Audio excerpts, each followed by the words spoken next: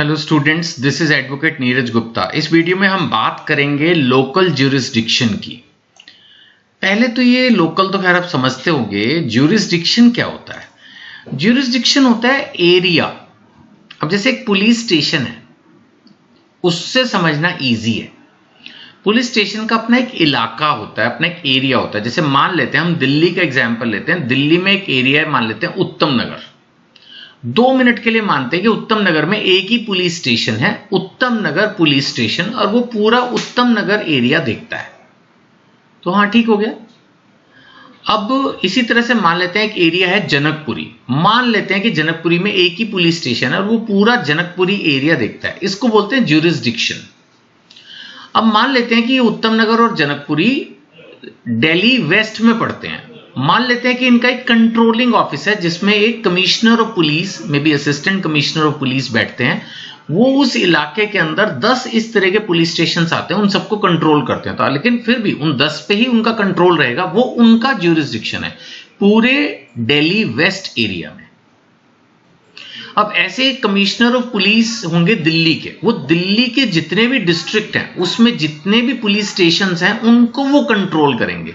तो उनका जो ज्यूरिसडिक्शन हो गया, वो क्या हो गया, स्टेट लेवल का हो गया। दिल्ली को अगर हम स्टेट मान लें एक मिनट के लिए, ऐसे यूपी, राजस्थान, हरियाणा का एग्जाम्पल भी लिया जा सकता है।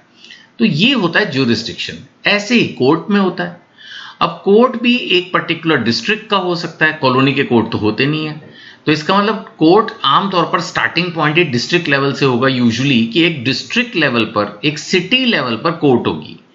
तो वहां जो मजिस्ट्रेट हैं वो उसी एरिया के अपने केसेस को देखेंगे। अब डिस्ट्रिक्ट के ऊपर कुछ मजिस्ट्रेट होंगे, मान लेते हैं, जो कई डिस्ट्रिक्ट को एक साथ देख रहे होंगे। हो भी सकता है ना, जैसे 4-5 डिस्ट्रिक्ट मिलाकर सिर्फ एक चेक बाउंस की केसेस की कोई कोर्ट बना दी, कोई डावरी केसेस की बना दी, कोई डोमेस्टिक वायलेंस की बना दी, कुछ भी ऐसा अगर कुछ है तो वो भी हो सकता है कि उनके अंदर वो 4-5 डिस्ट्रिक्ट आते हों। स्टेट लेवल पे तो यूजुअली हाई कोर्ट ही होते हैं, उनका जो ज्यूरिसडिक्शन है वो कोर्ट लेवल जो है स्टेट लेवल पे चलता है।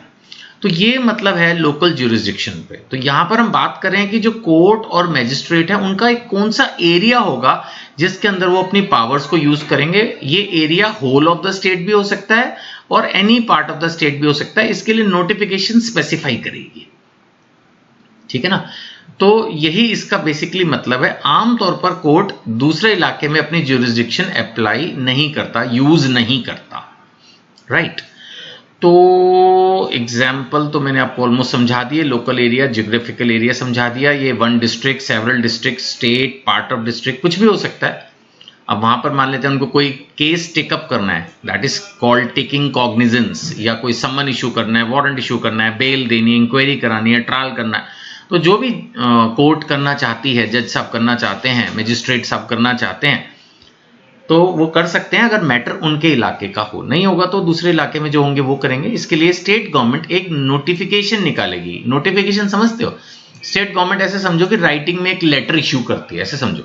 किसी बंदे को इश्यू नहीं कर रही, एक जनरल नोटिफिकेशन है जो कि ऑफिशियल गजट में, मतलब एक समझो कि एक सरकारी किताब है, ऐसे सोच लो, उसमें लिख देते हैं ताकि कोई भी उसको जाके पढ़ ले। अब जैसे आज की तारीख में वर्ल्ड नोटिफिकेशन बन गई है ट्विटर, उसमें लोग लिख देते हैं, वो किसी को लिख नहीं रहे, वो बस उसमें ट्विटर में लिख देते हैं, वो सारी दुनिया उसमें जाके खुद पढ़ लेती है। ऐसे सरकार को जब अपने कुछ ऑर्डर्स इशू करने होते हैं तो राइटिंग में निकालती है, उसको नोटिफिकेशन बोलते हैं, और ऑफिशियल गजट में पब्लिश कर देती है। मतलब एक तरह से एक ऑफिशियल डॉक्यूमेंट बना दिया, उसमें पब्लिश कर देगी, जिसको पढ़ना है पढ़ लो, जाके देख लो। उसकी कॉपी जो है रेलेवेंट डिपार्टमेंट्स पे पहुंच जाती है। तो ये एग्जाम्पल्स भी यहाँ दिए हुए हैं, एरिया वाइज समझाया हुआ है। डिस्ट्रिक्ट ए है तो डिस्ट्रिक्ट ए के मजिस्ट्रेट होंगे, होल स्टेट ज्यूरिसडिक्शन है तो होल स्टेट होगी। अब साइबर क्राइम की अलग से कोर्ट बना दी जाती है, तो सिर्फ साइबर क्राइम ही डील करेगी, तो उसका ज्यूरिसडिक्शन हो सकता है कई डिस्ट्रिक्ट में हो, पूरी स्टेट में हो, तो ये हो सकता है।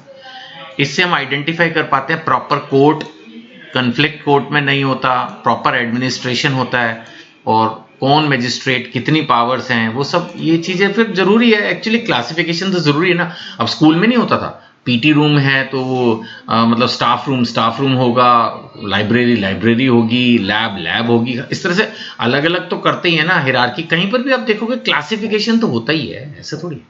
ऐसे कोर्ट्स में भी क्लासिफिकेशन है, और वो ज्यूरिसडिक्शन के बेस पे भी क्लासिफिकेशन होता है, और भी तरीके से क्लासिफिकेशन होता है। लेकिन ये मेनली एक लोकल ज्यूरिसडिक्शन जो था वो हमने इस वीडियो में डिस्कस किया।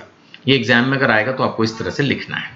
ठीक है जी, चलो मिलते हैं, और कोई डाउट हो तो इन नंबर्स पे व्हाट्सएप कर सकते हैं। Thank you.